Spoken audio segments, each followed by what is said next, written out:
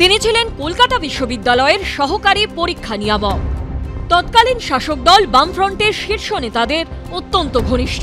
1997 সালে আচমকা চোখের আড়াল হয়ে যান জলজ্যান্ত একটা মানুষ, মনীষা মুখোপাধ্যায়। তার অন্তর্ধান রহস্য আজও ঘুরে ফিরে আসে বঙ্গ রাজনীতিতে।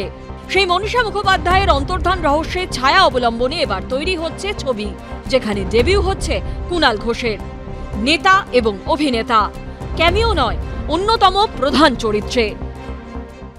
ক্রাইম থ্রিলার বলতে যেগুলো বোঝায় তার যথেষ্ট উপাদান আমাদের অতীতে ঘটে যাওয়া একাধিক ঘটনার মধ্যে রয়েছে।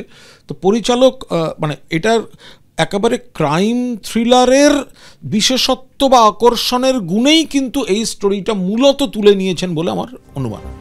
1997-এর 3রা সেপ্টেম্বর হঠাৎ করেই একদিন নিখোঁজ হয়ে যান মনীষা মুখোপাধ্যায়। সকাল 9টায় ভবানীপুর থেকে ট্যাক্সিতে উঠেছিলেন, তারপর আর তার কোনো খোঁজ মেলেনি। আনন্দবাজার পত্রিকার প্রতিবেদন অনুযায়ী মনীষা মুখোপাধ্যায় রাজ্য সিপিএম-এর এমন একটি শাখার সদস্য ছিলেন যার দায়িত্বে ছিলেন অনিল বিশ্বাস। মনীষা মুখোপাধ্যায়ের অন্তর্ধান রহস্য তৎকালীন রাজ্য রাজনীতিতে ঝড় তুলেছিল। 28 বছর পর সেই ঘটনার ছায়া অবলম্বনে দীপান্বিতা রায়ের লেখা উপন্যাসের ভিত্তিতে এই সিনেমা তৈরি করছেন পরিচালক অরিন্দম শীল। ঘটনাটা ঘটেছিল ডেফিনেটলি, এবং সেটা খুব ইন্টারেস্টিং একটা ঘটনা। এটা ভাবা যায় যে একজন সহকারী পরীক্ষা নিয়ামক তিনি জাস্ট ভ্যানিশ হয়ে গেলেন কলকাতা বিশ্ববিদ্যালয়ের মতো বিশ্ববিদ্যালয় থেকে। কিন্তু আমাদের গল্পটা কমপ্লিটলি ফিকশনাল, ভ্যানিশ হয়ে গেল, কিন্তু পেছনে একটা অদ্ভুত রহস্য রেখে গেল। সেই রহস্যটা নিয়েই কমপ্লিট পলিটিক্যাল থ্রিলার। এইখানে জীবিত বা মৃত কারোর সাথে এই ছবির কোথাও কোনো মিল পাওয়া যাবে না। ছবির নাম কর্পূর। মুখ্য চরিত্রে অভিনয় করছেন ঋতুপর্ণা সেনগুপ্ত। মনীষা মুখোপাধ্যায়ের অন্তর্ধানের ছায়া অবলম্বনে তৈরি এই ছবিতে তৎকালীন শাসক দলের রাজ্য সম্পাদকের চরিত্রে অভিনয় করছেন তৃণমূলের রাজ্য সাধারণ সম্পাদক কুণাল ঘোষ।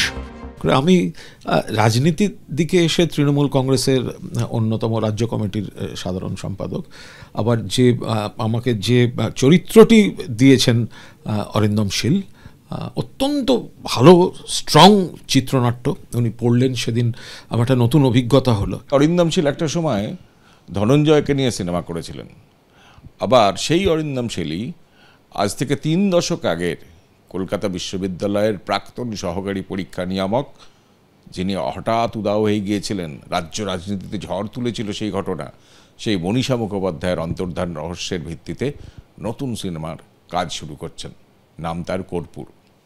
তিনি যখন রিলিজ করবেন তার 2-3 মাস পরেই রাজ্যের বিধানসভা নির্বাচন। এখন সেই সিনেমা বঙ্গ রাজনীতিতে শাসক এবং বিরোধী দলের মধ্যে কতটা চর্চার বিষয় হয়, এখন সেটাই সবচেয়ে কৌতূহলের বিষয়। এই ছবিতে কলকাতা পুলিশের হোমিসাইডের গোয়েন্দা চরিত্রে অভিনয় করছেন শিক্ষামন্ত্রী ব্রাত্য বসু। এটা কোন জমানার গল্প বা কোন সেই সময় শাসক দল কে ছিল, এটা আমার কাছে খুব বিবেচ্য বিষয় নয়। টান একটা রুদ্ধশ্বাস থ্রিলার আছে, সেইটা আমার ভাল লেগেছে। আর সেই কারণেই আমি এই ছবিতে এই পার্টটা করতে, এই হোমিসাইড ডিটেকটিভ লালবাজারের এই পার্টটা করতে আমি রাজি হয়েছি। এই সিনেমায় সংবাদ মাধ্যমের সম্পাদকের চরিত্রে অভিনয় করছেন তৃণমূল কাউন্সিলর অনন্যা বন্দ্যোপাধ্যায়। চলতি মাসেই শুরু হচ্ছে সিনেমার শুটিং। রিলিজ হবে জানুয়ারিতে। কৃষ্ণেন্দু অধিকারী ও অতসী মুখোপাধ্যায়ের রিপোর্ট, এবিপি আনন্দ।